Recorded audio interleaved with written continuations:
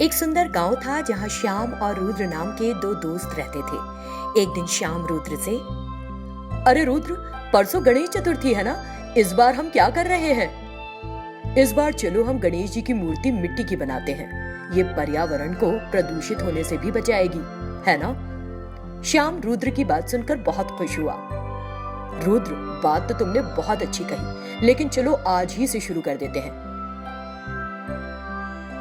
उन्होंने मिट्टी से गणेश जी की मूर्ति बनाई। त्योहार के दिन उन्होंने कई तरह के फल, फूल, पत्तियों से गणेश जी के आसपास सजावट की और तरह तरह की मिठाइयां गणेश जी के सामने रखी।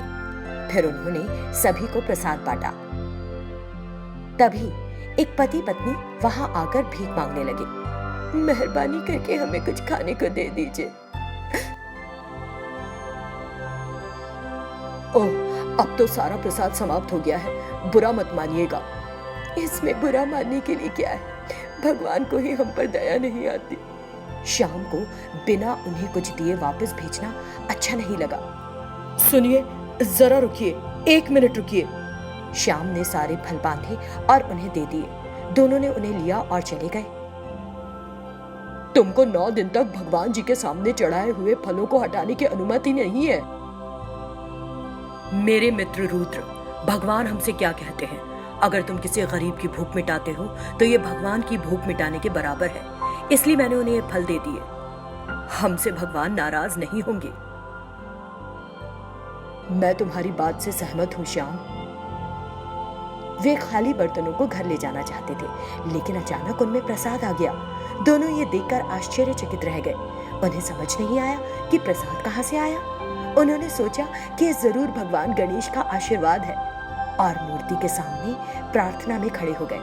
तभी गणेश जी प्रकट हुए। गणेश जी को देखकर दोनों उनके सामने नतमस्तक हो गए। आयुष्मान भव वत्स, मुझे पता है कि तुम लोग बहुत अच्छे काम कर रहे हो। ये पात्र अपने पास रखो। ये सिर्फ इन 9 दिनों के लिए नहीं, बल्कि पूरे जीवन तुम्हारे साथ रहेगा। इससे स्वादिष्ट व्यंजन बाहर आते रहेंगे, जिन्हें तुम गरीबों को बांटते रहना। ठीक है भगवान, आपने जैसा कहा हम वैसा ही करेंगे। ये सुनकर गणेश जी बहुत खुश हुए। मैं तुम्हें और तुम्हारे परिवार को आशीर्वाद देता हूँ। मेरा आशीर्वाद उन सभी के लिए है जो आज मेरी कहानी सुनते हैं, मेरे लिए समर्पित रहते हैं और मेरी पूजा करते हैं। और वे अंतर्धान हो। श्याम और रुद्र ने उस पात्र के माध्यम से बहुत से गरीबों की भूख मिटाई और नवरात्रि भी बहुत मनोभाव से मनाई, जैसा कि गणेश जी ने श्याम और रुद्र से कहा था।